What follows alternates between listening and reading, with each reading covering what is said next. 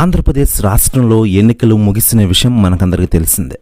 ఇకపోతే ఆంధ్రప్రదేశ్ శాసనసభలో ఈసారి మూడో అతిపెద్ద పార్టీగా జనసేన అవతరించే అవకాశాలున్నాయని చెబుతున్నారు. ఇది ఒక రకంగా జనసైనికులకు సంతోషమే. 10 ఏళ్ల క్రితం పార్టీ పెట్టిన తర్వాత జనసేనకు ఈ అసెంబ్లీలో తొలిసారి అత్యధిక స్థానాలు వస్తాయని అంచనాలు వినబడుతూ ఉన్నాయి. వైసీపీ, టీడీపీ తర్వాత అతిపెద్ద పార్టీగా జనసేన అవతరించనుంది.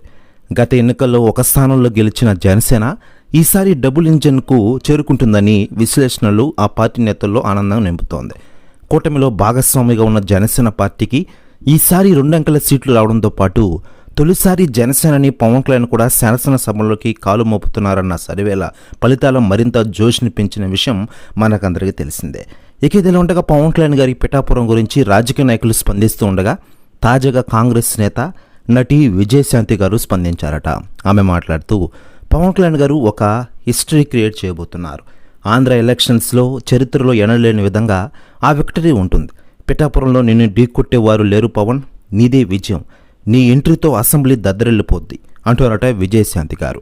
ప్రెస్ న్యూస్ కూడా తెగ వైరల్ అవుతోంది. కాకపోతే జనసేన అధినేత పవన్ కళ్యాణ్ గారు పోటీ చేసిన పిఠాపురం నియోజకవర్గంలో వాళ్ళు ఆశించిన మెజారిటీ రాకపోయినా గౌరవప్రదమైన ఓట్లతో బయటపడతామని సొరేలో తేలిందట.